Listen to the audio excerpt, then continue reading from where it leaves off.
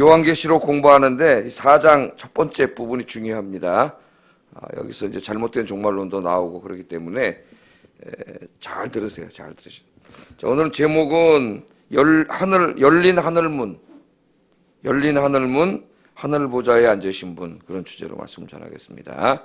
열린 하늘문, 하늘 보좌에 앉으신 분. 자, 계시록 4장 5장이 이제 이 요한이 본 하나님의 성전이죠. 하나님의 성전. 하늘 성전이라고 할 수가 있겠어요. 하늘 성전.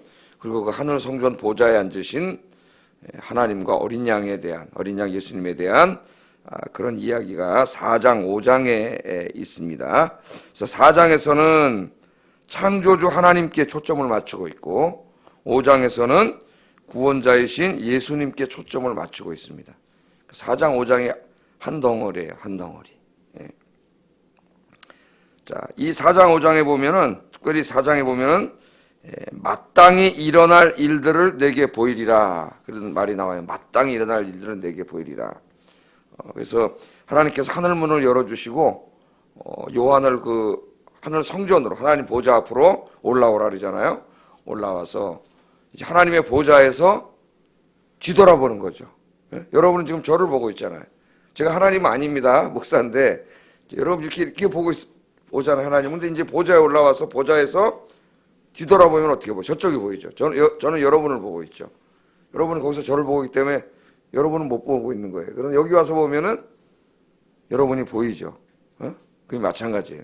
이제까지는 세상 속에서 살았기 때문에 그냥 뭐 이렇게 주변을 보고 살았지만은 이제는 하나님께로 초청을 받아가지고 하나님의 보좌, 하나님 편에서 뒤돌아서 어디를 보고 있는 거예요, 지금?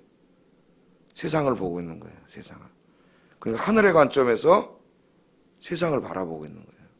그 세상을 보여주시면서 하나님이 뭐라 그랬냐면은 마땅히 일어날 일들을 내게 보이겠다 그래요.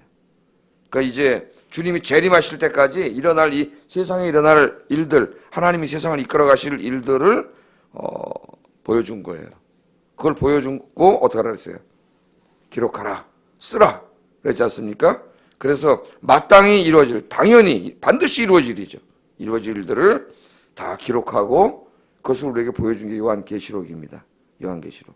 이제 거기에 보면은 앞으로 우리가 공부하겠지만은 악의 권세자, 악의 권세를 가지고 온 세상을 죄로 물들이고 하나님의 교회를 대적하고 하나님을 대적하는 악의 근원, 악의 근원자, 용, 마귀, 사탄과 하나님의 백성인 교회와의 영적인 전쟁에 관한 이야기가 벌어지지 않습니까? 이 이야기가 치열하게 전개되고 막 교회를 잔해하고 성도들을 박해해서 다 무너뜨리려고 하지만은 결국에는 교회와 성도들이 어떻게 해요?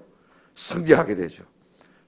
하나님이 도와주시니까 승리하는 거예요. 승리하게 되고 이 땅에 죄악이 다 심판되고 악이 심판되고 하나님의 나라가 이루어지고 영원한 하나님 나라가 이루어지는 거기서 하나님의 구원받은 성도들이 하나님을 찬양하는 그런 이야기를 보여주는 거죠. 이 요한계시록이. 근데 쉽지 않은 것은 이 언어가 상당히 상징적이고 그리고 묵시적 언어로 기록되어 있기 때문에 해석하기가 쉽지가 않습니다. 그래서 여기서 막 지멋대로 해석을 해가지고 이단이 그냥 수도 없이 나와요. 이단이. 이제 이 말씀을 잘 들으셔야 돼요. 새벽 시간인데 매일 듣는다는 이점이 있습니다. 그래서 잘 들으셔야 돼요. 계속 반복하고 그러면서 잊어먹으면 안 돼요. 신천지나 막 이런 이상한 이단들이 와서 이제 걔네들 책 가져와서 이렇게 성경 구절 펴놓고 얘기하는데 한마디도 못하고 쩔쩔매고 그러면 안 되겠죠. 이건 뭐 이 목사들도 갖다 놓으면 쩔쩔매가지고 이런 식으로 하면 안 되겠죠. 그래서 잘 들으세요. 자, 이 4장은 이제 하늘 문이 열려서 열린 문을 보게 되고 하늘의 문을 하나님이 열어주신 겁니다.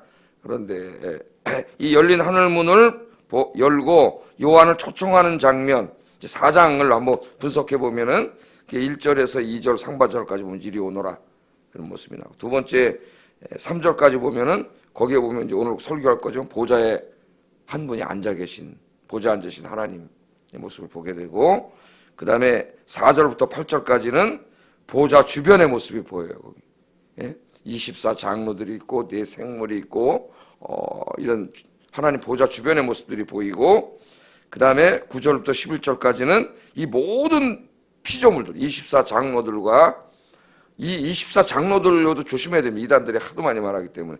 이 24장로들은 구원받은 모든 성도들을 상징하는, 구약과 신약에 구원받은 모든 성도들의 대표자, 상징자예요. 상징. 이분들이 다 어떻게 하나님을 찬양하고 예배하는 내용이 4장의 내용입니다. 이 4장 전체의 내용이에요. 자, 제가 이제 하나 주의해야 될 해석이 세대주의자들의 해석이라 그랬습니다. 세대주의자. 이 세대주의적 요한계시록 해석에서 모든 이단이 발생한다. 모든 이단이. 정신을 잘 차리셔야 돼요. 4장에 보면. 자, 이 세대주의자들은 이 4장을 어떻게 보면 교회 휴거로 봐요. 교회 휴거. 그래서 요한계시록을 시간의 순서에 따라 해석해가지고, 잘 들으세요. 예? 뭐 이제 자료도 그러는데, 요한계시록 시간의 순서대로 해석을 해가지고, 4장에서 어떻게 해요? 하늘로 올라오라 그랬다는 거예요, 하나님이. 하늘로 올라오라 그래. 예? 그래서 다 어떻게 됐다는, 교회가 이때 휴거했다는 거예요. 휴거해서 4장, 5장, 이제 하늘 보좌에서 쉬고, 안식을 누리고 있고, 그 다음에 6장부터 7인을 떼시잖아요. 7인을 뗄 때마다, 한인을 뗄 때마다 재앙이 일어나지 않습니까? 그 재앙이 7년대 환란의 시작이라 그래요. 그러니까 7년대 환란이 있기 직전에 교회는 어떻게 됐다는 거예요? 지금 4장, 5장에서 휴거됐다는 거예요. 이 휴거된 것을 설명한다는 거예요, 이 말씀이. 교회는 휴거됐고 7년대 환란이 일어나니까 교회는 7년대 환란 받아요, 안 받아요? 안 받는 거죠. 근데 여기 교회는 그냥 교회만이 아니라 신실한 신자들. 여러분 휴거라는 영화에서 봤죠? 책에서. 지금 이거 잘못된 종말로 얘기하는 겁니다. 네, 또 이것만 듣고 있으면 그 교회는 들려 올라갔다는 게 올라오라는 말이 교회가 올라갔다는 거예요. 그리고 여기 나머지 6장부터 19장까지 7인 떼고 7 나팔재앙, 7 대접재앙, 계속 재앙이 일어나는데 19장까지가 7년 대환란의 그 이야기라는 거예요. 그리고 이제 20장에 천년왕국이 나오잖아요. 7년 대환란이 끝나고 천년왕국이 이루어진다. 예? 이게 지금 세대주의자들의 해석입니다. 요한계시록. 그럼 딱 머리에 그려지잖아요. 4장에서 하늘로 들려 올라가서 5장까지는 하늘의 모습이 보이고 6장부터 19장까지 7인, 7 나팔, 7 대접은 7년 대환란이고, 예? 거기 666도 나고 막 그러잖아요. 그리고 20장에 천년왕국이 이루어진다. 천년왕국은 진짜 문자적인 1000년 동안 왕국이 이루어져요. 천국이 아니에요, 걔네들이 말. 중간이에요, 중간. 천년왕국이 이루어지고 그 다음에 곡과 마곡의 전쟁, 아마겟돈 전쟁이 있고 그 다음에 또 천국은 따로 있어요. 좀 복잡합니다, 세대주의자들의 이 종말론 설명은. 그러니까 요한계시록이 시간대로 쫙 이루어지고 있는 것으로 해석하는 거예요. 네. 그래서 이것은 잘못된 해석이다. 그래서 이렇게 해석을 하면은 4장에 나오는 24장로가 누가 되냐면 교회가 됩니다. 교회라고 해석해요, 이 사람들. 그걸 엄청 대부분 이단들이 다 그렇게 얘기하기 때문에 잘 알고 있어야 돼요. 그 사람 얘기하는데 어머나, 그럼 나는 아무것도 모르고 있고 그러면 안 되겠죠. 그 24장로들은 구약의 12지파, 신약의 12사도로 대표되는 믿는 사람들이, 구원받은 모든 사람들의 상징이에요, 상징. 교회만 올라간 게 아니에요. 그럼 그 사람들은 예수 잘 믿던 사람들은 올라가고 나머지 사람들은 7년 대환란을 받고 막 그러다가 7년 대환란이 끝날 때까지 또 거기서 회개하고 예수 믿은 사람은 또 천년왕국에 참여하고 뭐 이러잖아요. 이건 어떻게 보면 말도 안 되는, 전체 교회 가르침에 말도 안 돼요. 자, 그 정도. 그러니까 교회가 올라간 게 아니라는 겁니다. 이거 어떻게 보면 알아요? 누구 보고 올라오라 그랬어요? 요한 한 사람 보고 올라오라 그랬지 무슨 언제 교회 보고 올라오라 그랬어. 그러니까 너무나 억지 해석이에요. 억지 해석. 요한 보고 올라오라 그랬잖아요. 요한 보고. 근데 교회가 다 휴거했다고 그렇게 해석을 해요. 그래서 또 가면서 조금씩 또 이렇게 공부를 해 나가도록 하겠습니다. 자, 요한에게 이제 보니까 1절 한번 보겠습니다. 1절 시작. 이 이후에 내가 보니 하늘에 열린 문이 있는데 내가 두려움사 처음에 내가 말하던 나팔 소리 같은 금성이 이르되 이리로 올라오라. 이후에 마땅히 일어날 일들을 내가 내게 보이리라 하시더라. 예, 이 일 후에 이런 표현이 요한복음에 한 4번 정도 나오는데 시간의 순서에 따라서 일어났던 표현이 아니에요. 이 일 후에가 지금 이 전에 뭐가 있었어요? 7교회에게 주시는 부활하신 예수님의 말씀, 그걸 받았죠. 예, 그 말씀 받고 바로 다음에 일이 일어났다, 그런 말이 아닙니다. 이 요한복음에 이 일이 후에 일어났다는 말은 하나의 어떤 논리적인 시간이에요. 예, 자, 예수님의 7교회들에게 하시는 말씀을 이제 우리가 공부를 했고, 요한이 하나의 체험을 하는데 뭘 체험을 해? 하늘에 열린 문이 있었다래. 하늘에 열린 문. 자, 요한은 열려있는 하늘문을 봤습니다. 하늘문. 여러분도 집에 이렇게 창문이 있잖아요. 창문이 없으면 바깥에 안 보이죠. 여기 지금 우리 교회는 여기 지하나 마찬가지로 해가지고 바깥이 안 보이니까 답답하고 이 안에 있으면 냄새도 많이 나고, 근데 창문이 있으면 창문을 통해서 저 바깥 세상을 볼 수 있잖아요. 그러니까 열린 창문이 있어요. 하늘에 열린 문. 그 열린 문을 봤어요. 열린 문이. 자, 성경에서 이 하늘에 열린 문을 봤다 그러니까 저 하늘 어디 별나라, 저기 어디 별나라에 있는 하늘에 열린 문을 본 게 아니에요. 그런 식으로 생각하는 사람들이 있어요. 어디 가야 그럼 하늘에 열린 문이 있어? 예? 그럼 어디까지 올라가야 하나님의 보좌가 있습니까? 그거는 어리석은 생각이죠. 하늘과, 성경에는 하늘이 나오고 땅이 나오는데, 언어가, 예? 하늘이 저 하늘을 말할 때도 있지만 극히 드물어요. 성경에서 말하는 하늘은 신학적인 개념이라 그랬죠. 물리학적인 공간이 아니라 그랬습니다. 하나님이 계시는 곳이에요. 하나님이 계시는 곳. 그리고 땅은 우리 인간이 살고 있는 이 3차원 우주예요. 우주. 이것을 말할 때가 대부분이에요. 성경에서는 저 하늘과 땅. 이 하늘과 땅이 원래는 인간이 죄 짓기 전에는 에덴 동산에서 보면은 하나였습니다. 하늘에 문이 필요 없어요. 그냥 거기가 거기에요. 우리 인간이 사는 곳과 하나님의 나라가 그냥 이렇게 하나로 있었어요. 하나로. 그러니까 하나님과 아담은 늘 무슨 하늘문으로 통해서 이리 오너라 해서 들어갈 필요가 없어요. 왜?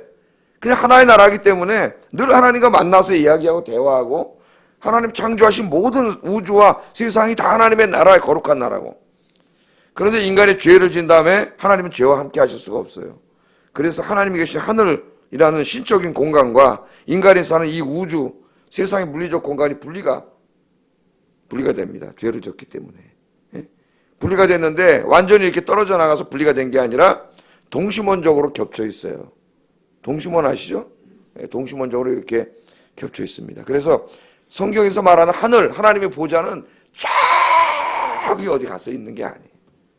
예수님이 승천하셨다 그러니까, 승천하셔서 하나님 우편에 계시다 그러니까 어디까지 올라가야 돼 그러면 도대체 몇천 킬로미터 올라가야 예수님이 올라가신 겁니까? 그런 게 아니라 그랬죠. 여기에 계신 거예요.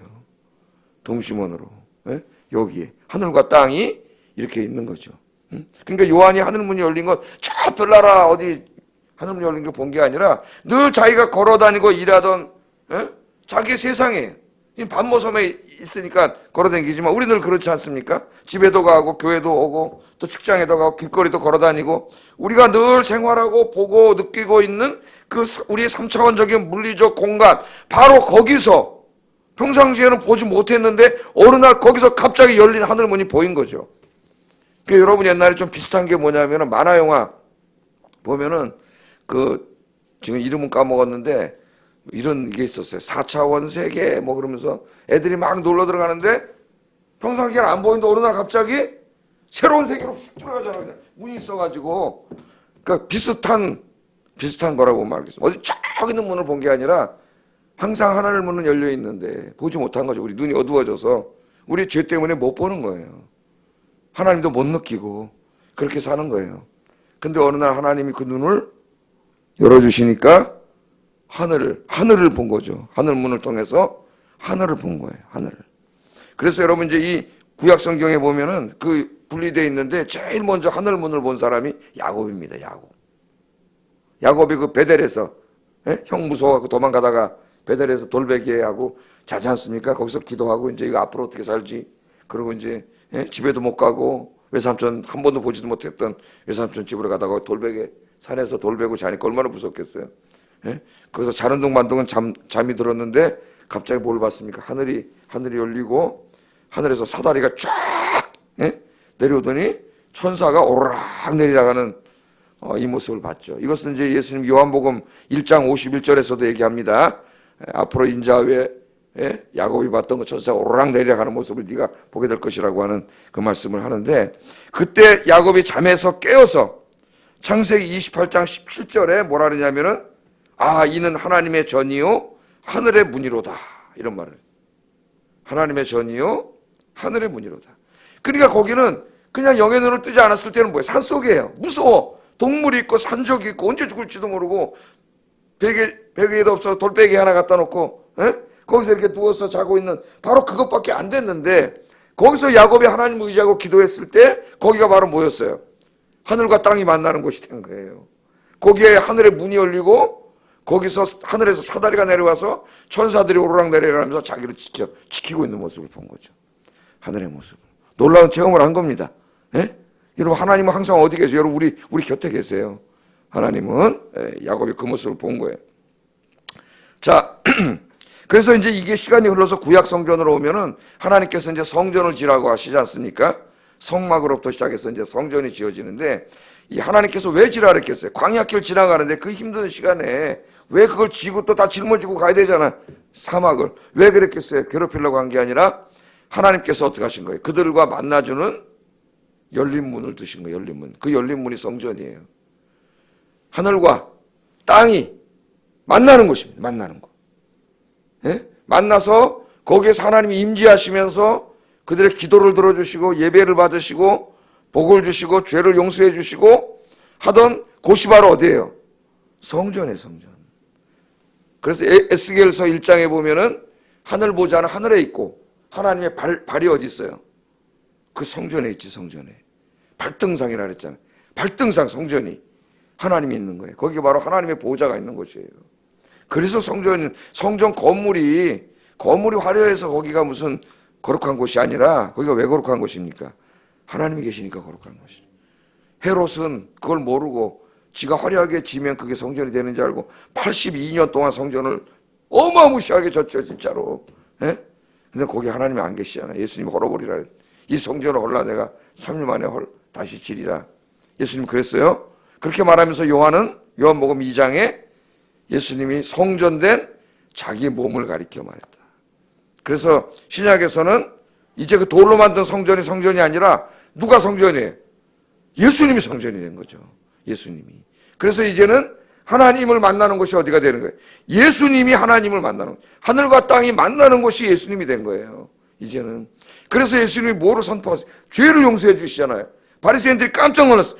야, 죄는 저 성전에 가가지고 돌로 만든 성전에 가서 거기는 제사장이 죄를 용서해 주는 건데 네가 어떻게 죄를 용서해 주냐?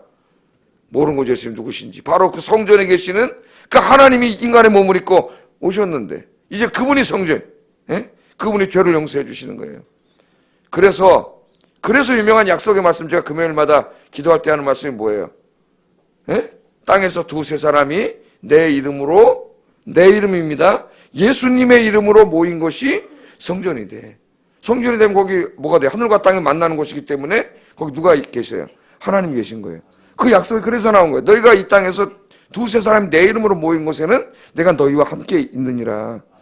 그래서 여러분이 집에서 가정 예배 드리면 거기가 성전이 된다 그랬잖아요. 거기가 하늘과 땅이 만나는 곳이 되고 하늘이 열리는 곳이 되고 하나님 만나는 곳이 되는 거예요. 그러니까 자기 가정을 성전으로 만들 수도 있고 죄악의 꾸렁텅이로 만들 수도 있어요. 누구 안에 있을 때 우리가 이제는 하나님과 우리가 만나? 예수 안에 있을 때 예수의 이름으로 기도하고 예수의 이름으로 예배하고 예수의 이름으로 우리가 만나서 교제를 나누는 그것이 바로 성전이 되고 하나님 계신 하늘과 땅이 만나고 하나님이 임재하는 것이 되는 거예요. 할렐루야. 이제 요한계시록 21장 제일 마지막에 가면은 어떻게 돼요? 하늘에서 새 예루살렘이 땅으로 내려옵니다. 신부가 단장을 한 것 같이 아름답다 그랬잖아요. 하늘이 내려오는 거예요. 그래서 이제 이렇게 동심원으로 때 하늘과 땅이 어떻게 돼요? 마지막에는 다시 옛날처럼 죄짓기 전처럼 싹 합쳐진. 왜? 우리 예수님이 죄의 문제를 다 해결했기 때문에. 회개하지 않는 사람은 심판하심으로 해결하고 회개한 사람은 다 용서해 주심으로 죄의 문제가 해결됐기 때문에 인간이 사는 우주와 하나님의 공간이 다시 어떻게 돼요? 하늘이 내려와서 죄 때문에 분리됐었는데 싹 하나가 돼서 온 우주가 다 거룩한 하나님의 성전이 되는 줄로 믿습니다. 그게 성경의 전체 가르침이에요. 제가 지금 이 말한 게. 그래서 이 요한계시록 제일 마지막 장에 가면은 이 땅에서 이루어지는 성전에서는 벽이 없어요. 담이 없어요. 온 우주에 하나님의 영광이 정말 죄도 없어요. 여기는 거룩한 하나님의 나라가 되는 줄로 믿습니다. 그게 우리의 종말론이고 그게 우리의 소망이에요. 그 소망. 그러나 지금 요한이 살던 시대, 우리가 지금 살고 있는 시대는 아직 됐어요, 안 됐어요? 이루어지지 않았지. 단지 하나님이 열어주셔야만 그 열린 문으로 그 영광스러운 모습을 볼 수 있는 곳에 요한이 있었고 우리도 지금 거기서 살고 있는 거예요.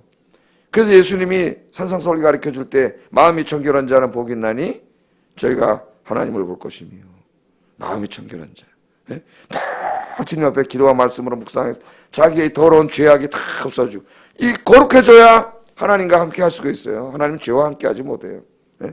그럼 뭐가 돼요? 하늘 문이 열리는 거죠. 열린 하늘 문을 보는 거예요. 하나님 문을 보는 거예요. 네?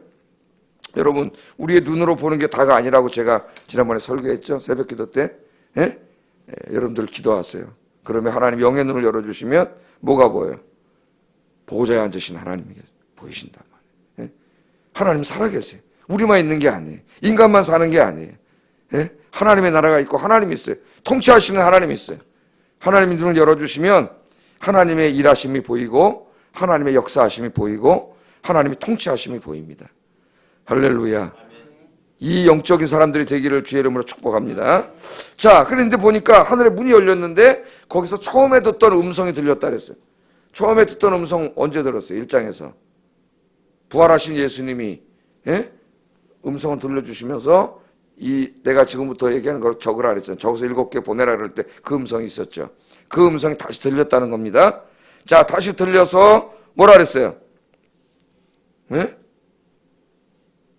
올라오라 그랬지. 나팔 소리 같은 음성이 이르되 이리로 올라오라. 초청을 받은 거예요. 요한이. 그래서 초청 올라오라 그래 다음에 내가 이제 이후에 마땅히 일어날 일들을 내게 보이겠다. 그래서 요한이 이때까지 땅에서 인간의 지평으로만 세상을 바라봤는데 이제 하늘 보호자의 초청을 받아서 돌아서 가지고 여기서 저를 본 거죠. 저기서 하나님만 보다가 여기서 하나님의 시각에서 이제 모르고 세상을 바라보고 세상에 이제 이루어질 일들에 대해서 하나님 보여준 거기 때문에 그것을 미리 다 본 거죠. 그리고 이제 기록을 했는데 묵시 언어와 상징의 언어로 기록했기 때문에 쉽지가 않다. 우리가 이제 해석이 필요하다. 그런 말씀을 드렸습니다. 자, 거기에 봤더니 2절에 보면은 2절 한번 읽어보겠습니다. 시작. 내가 곧 성령에 감동되었더니 보라 하늘에 보좌를 베풀었고 그 보좌 위에 앉으신 이가 있는데 예, 하늘에 뭐가 있어요? 보좌가 있죠. 하늘에. 여기 보니 하늘에 아무것도 없잖아요. 우리 맨날. 예? 근데 그 열린 문으로 영의 세계를 보니까 하늘에 보좌가 있고 보좌에 한 분이 앉아 계셨다. 그 앉아 계신 분이 누구냐? 11절 보세요. 11절. 4장 11절 보면 누구라 그랬어요? 하나님이라 그랬죠. 하나님. 예. 우리 주 하나님, 창조주 하나님이 거기에 딱 앉아 계신 걸 본 거죠. 야, 이 참 놀라운 일입니다. 창조주 하나님 앉아 계신 걸 본 거예요. 지금 반모섬에 있잖아요. 예? 저 보좌에는 누가 앉아 있어요? 이 땅의 보좌에는 로마 황제가 앉아 있잖아요. 그가 지금 세상을 지 못대로 하고 있잖아요. 지 말 안 듣는다고 감옥에 잡아다가 반모섬에 가둬놓고 죽을 때까지는 거기서 죽어라 지금 이러고 있잖아요. 예? 자기가 숭배 안 하면 막 군인을 보내서 핍박하고 있잖아요. 우리 육안으로 보는 사람 그거밖에 안 보이니까 절망이지 뭐. 그냥 믿음이 없으면 절망이야 이 세상은. 예? 믿음이 없는데 그거밖에 안 보이는데 절망이죠. 근데 누가 계신 거예요? 하나님이 통치하고 계시는 보좌가 있는 거지. 예? 그래서 이 보좌를 봤다 그러는데 4장, 5장 이 두 장에만 보좌라는 단어가 17번이나 나옵니다. 17번. 그러니까 굉장히 강조하고 있는 거죠. 보좌에 있다. 보좌에 앉으신 분이 있다. 이걸 잊지 마라. 하나님이 계신다.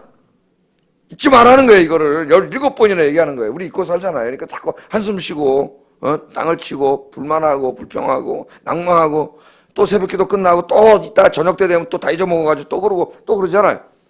잊지 말라는 거예요. 근데 보좌는 뭐 하는 것이에요? 왕이 앉아서 통치하는 것이에요.